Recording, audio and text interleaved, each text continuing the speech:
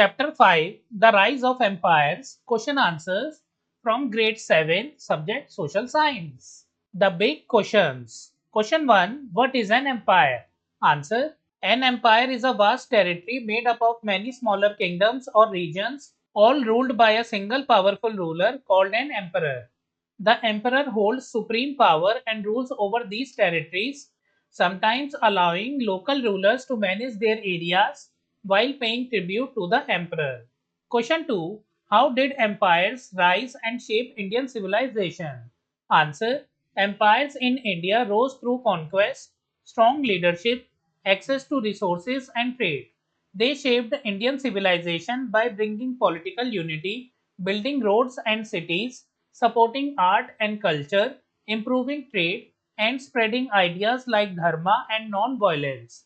Empires like the Mauryan Empire created strong administrations and improved the people's welfare. Question 3. What factors facilitated the transition from kingdoms to empires? Answer. The transition from kingdoms to empires happened due to the desire of kings to expand their power and wealth, access to natural resources like fertile land, iron, and elephants, control over trade routes, strong armies and skilled advisors, example Kautilya, economic surplus and improved administration systems. Question 4. What was life like from the 6th to the 2nd century BCE? Answer. Life was vibrant with flourishing trade, agriculture, and city life. Cities like Patliputra had well planned streets and buildings. People wore cotton clothes, artisans made beautiful crafts, and traders used land and river routes. There were also large armies, big markets, and growing religious and philosophical ideas like Buddhism and Jainism. Let's explore page 89. Empires extended over vast areas and had diverse people with differing languages, customs, and cultures. How do you think the emperors made sure that they lived in harmony? Discuss in groups and share your thoughts with the class. Answer. Emperors ensured harmony by respecting local customs, promoting peace, building roads and infrastructure, and encouraging trade. Ashoka, for example, spread the message of Dharma and treated his subjects like his children. Next, looking at the many challenges involved in managing an empire, why should a king be so keen to expand his kingdom into an empire and become an emperor? Answer. To gain fame and be remembered forever, to control more resources and land, to collect more wealth and taxes, to build a strong army and increase power, to spread their culture or religion. Let's explore page 91. Warfare apart, what other methods do you think the rulers might have used to expand their empires? Pen your ideas and share them with your class. Answer. Forming alliances through marriages, promoting trade and economic cooperation, using diplomacy and treaties, supporting local rulers and gaining their loyalty, sending emissaries to spread influence. Let's explore page 93. Observe the map of the trade routes. Identify geographical features that helped the traders travel across the subcontinent. Answer. So friends, this is the map. The following geographical features helped traders travel across the subcontinent. First, rivers like the Ganga, Yamuna, and Godavari served as natural highways for transporting goods by boat. Second, mountain passes in the Western Ghats and the Himalayas allowed traders to cross otherwise difficult terrain and connect with distant regions. Third, plains and plateaus provided easier routes for caravans and pack animals to move through. Fourth, coastlines along the Arabian Sea and Bay of Bengal facilitated maritime trade using ports and natural harbors. Fifth, forest routes and inland tracks were also used in areas where there were no rivers or well built roads. Next, what modes of transport on those roads do you think were available at the time? Answer. Bullock carts and horse carriages, elephants and camels, boats on rivers, walking on foot. Let's explore page 94. Take a close look at the panel given above. How many types of weapons can you identify? What different uses of iron can you make out? Answer. So friends, this is the panel. Types of weapons identified are swords, spears, arrows, and shields. The different uses of iron are making weapons like swords and spears, crafting agricultural tools such as plowshares, used in building materials and possibly in construction, likely used in making protective gear like shields. Next question. In the left part of the panel, this one, a parasol chhatra is kept over the casket containing the Buddha's relics. Why do you think this was done? Answer. The parasol or chhatra is a traditional symbol of royalty and spiritual protection in ancient Indian art and culture. Placing it over the Buddha's relics signifies reverence and honor, marking the relics are sacred and spiritually powerful. Think about it, page 97. Why do you think Alexander wanted to rule over the entire world? What would he have gained from it? Answer. Alexander wanted to rule over the entire world because of ambition for glory and fame, expansion of power, spread of Greek culture, military prestige. He would have gained immense wealth, respect, power, and a lasting legacy as a world emperor. Let's explore page 97. When, after the battle, Alexander asked Porus how he wished to be treated, Porus answered, like a king. Alexander then left Porus at the head of his kingdom as satrap. With the help of your teachers, find more details on the battle between Porus and Alexander. Enact a play of this battle scene using your imagination in addition to what you have discovered. Answer. Summary for research and play enactment. Battle name. Battle of the Hydaspes, 326 BCE. Location on the banks of the river Hydaspes, modern day Jhelum, Pakistan. Combatants. Alexander the Great versus King Porus of the Paurava kingdom. Outcome of the battle. Alexander defeated Porus but was impressed by his bravery and leadership. He restored Porus as the ruler, satrap, of his territory and even gave him additional lands. Key elements for the play. Porus, heroic resistance with war elephants and brave soldiers. Alexander's clever military tactics, such as crossing the river at night. The dramatic moment when Alexander asks Porus how he wants to be treated, and Porus' royal reply, a respectful and generous end, showing mutual admiration between two great leaders. This event is remembered as a classic example of valor and respect between rivals in history. Think about it, page 103. Kautilya says, a king shall increase his power by promoting the welfare of his people, for power comes from the countryside, which is the source of all economic activity. The king shall show special favors to those in the countryside who do things which benefit the people, such as building embankments or road bridges, beautifying villages, or helping to protect them. Why do you think it was important to take special care of the countryside? Answer. Kautilya believed that power comes from the countryside, which is primarily responsible for agricultural production, raw materials, and overall economic stability. By ensuring the well being of rural areas, the king would strengthen the economic foundation of his kingdom and, in turn, increase his power.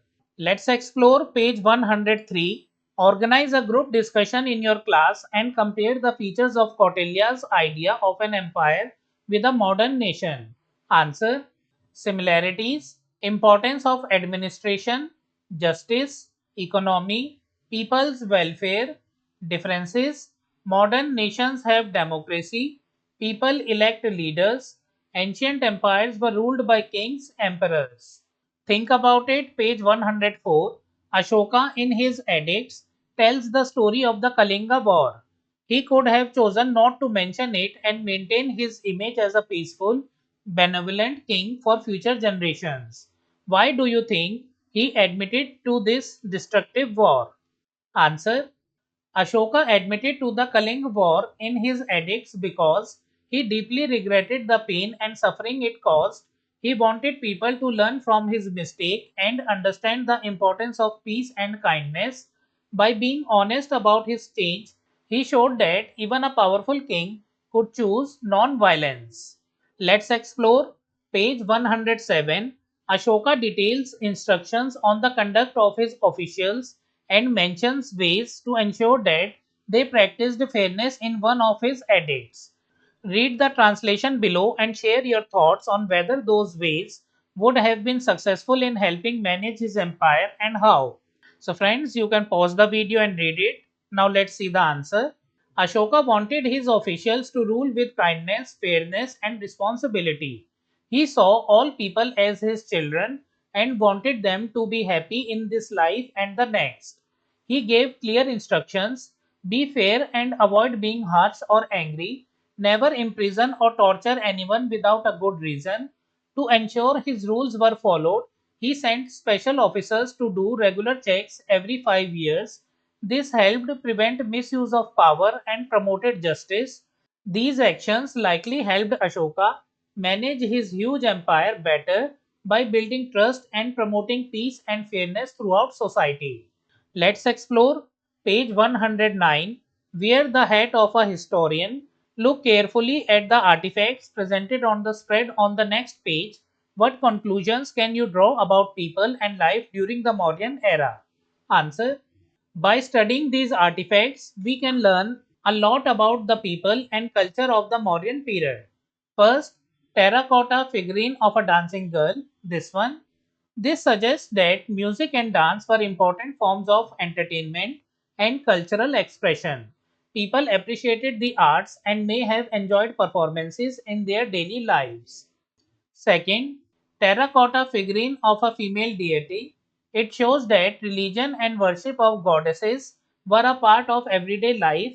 People believed in divine powers and created figures for prayer or rituals. Third, Yakshi holding a fly whisk. Yakshis were nature spirits linked to fertility and prosperity. This shows that people respected nature and worshipped symbols of growth and abundance. Fourth, terracotta of Saptamatrika, seven mother goddesses. The worship of mother goddesses shows the importance of feminine power and protection. People may have prayed to these goddesses for safety, health, and blessing. Next, head of terracotta horse with bridle design. This shows that horses were used for travel or possibly in the military. The careful design of the bridle means they paid attention to animal care and craftsmanship. Overall, Mauryan people were religious, artistic, and skilled craftspeople who valued nature, worship, beauty, and creativity. Let's explore page 112. Notice the different symbols on the coins. Can you guess what any of the symbols in the coins below might mean? Answer. So friends, this is the figure. Mauryan coins tell us a lot through their symbols. First, trees or pillars. These might show royal power or Buddhist ideas, like Ashoka's pillars or the Bodhi trees, symbolizing peace. Second, wheel, chakra. This often means the wheel of Dharma, representing Buddhist teachings, and the path to wisdom, as Ashoka promoted Buddhism. Third, animals: elephant, bull, horse, lion. These animals show strength, royal power, and importance. Elephant, strength and wisdom. Bull, fertility and good fortune. Horse, royalty and speed. Lion, king's power and courage, like the Sarnath lion capital. Next, fourth, geometric patterns. These could represent order, balance, or spiritual ideas. Fifth, symbols of prosperity. Since coins were for trade, some might show wealth or good harvest, like a grain symbol to represent a strong economy. Questions and activities. Question 1. What are the features of an empire and how is it different from a kingdom? Explain. Answer. An empire is a large territory ruled by a powerful emperor. It includes many smaller kingdoms or regions which are controlled by local rulers but under the emperor's authority. Features of an empire: ruled by one emperor, has many smaller kingdoms, tributaries, strong army and administration, collects taxes from different regions, controls trade and natural resources. Difference from a kingdom is smaller and ruled by a king who controls just one region. An empire is bigger and contains many such kingdoms. Question 2. What are some important factors for the transition from kingdoms to empires? Answer. Ambition of rulers to become powerful and famous, access to resources like fertile land, iron, and elephants, control over trade routes and rivers, strong armies and better weapons, skilled advisors like Kautilya, who helped build strong administration. Question 3. Alexander is considered an important king in the history of the world. Why do you think that is so? Answer. Alexander was a brave and powerful king who created one of the largest empires in the world. He defeated the Persian Empire, reached as far as India, spread Greek culture to many parts of the world, was known for his courage and military skills, inspired future leaders with his ambition and leadership. Question 4. In early Indian history, the Mauryas are considered important. State your reasons. Answer. The Mauryas were important because they created the first large empire in India, had a strong administration and economy. Chandragupta Maurya defeated the Greek satraps. Kautilya wrote the Arthashastra, a book on politics and governance. Ashoka spread the message of peace, dharma, and non violence. They built roads, stupas, and promoted trade and art. Question 5. What were some of Kautilya's key ideas? Which ones of these can you observe even today in the world around us? Answer. Kautilya's key ideas. A kingdom must have strong administration. A ruler should care for the welfare of people. Law and order must be maintained. Corruption should be punished. Importance of village and agriculture. Observed today, government schemes for farmers, anti corruption laws, infrastructure projects like roads and bridges, welfare programs for rural development. Question 6. What were the unusual things about Ashoka and his empire? What of that has continued to influence India and why? Write your opinion in about 250 words. Answer. Ashoka was a very special ruler in Indian history. At first, he was like other kings who fought battles to expand their empires. But after the Kalinga War, he saw the suffering caused by war and decided to change his path.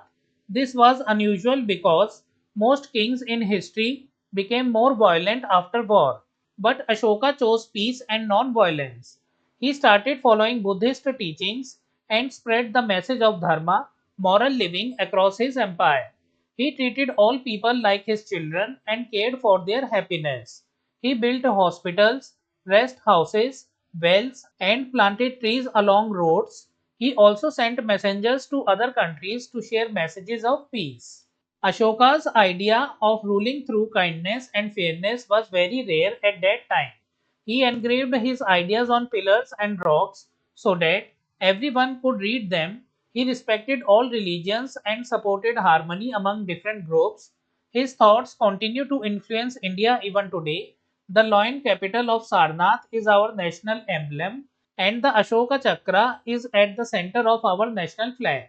His values of peace, tolerance, and welfare of people are ideals that India still tries to follow. Question 7. After reading the above edict of Ashoka, do you think he was tolerant towards other religious beliefs and schools of thought? Share your opinion in the classroom. Answer. Yes, Ashoka was very tolerant. His edict shows that he respected all sects Buddhists, Brahmins, Jains, Ajivikas, and others. He appointed officers to look after people from different religions. He encouraged everyone to learn from each other's teachings. This shows he promoted religious harmony and freedom of belief, which was very advanced for that time. Question 8. The Brahmi script was a writing system that was widely used in ancient India. Try to learn more about this script, taking help from your teacher wherever required. Create a small project and include what you have learnt about Brahmi. Answer. So friends, this is project A for class. Brahmi is one of the oldest scripts in India. It was used to write Prakrit and other languages. Ashoka's edicts were written in Brahmi. It is the ancestor of many Indian scripts like Devanagari. You can include samples of Brahmi letters and compare them to modern scripts. Show how messages were carved on rocks and pillars. So friends, you can use this to create your project. Question 9. Suppose you had to travel from Kaushambi to Kaveri Patnam in the 3rd century BCE. How would you undertake this journey and how long would you expect it to take, with reasonable halts on the way? Answer. In the 3rd century BCE, I would travel using bullock carts or on foot through land routes, use rivers like the Ganga and Kaveri to travel by boat, rest at caravanserais or rest houses built by kings, join a trade caravan for safety. The journey would take several weeks or even months, depending on the weather and rest stops. I would carry food and supplies and stop in cities or villages on the way.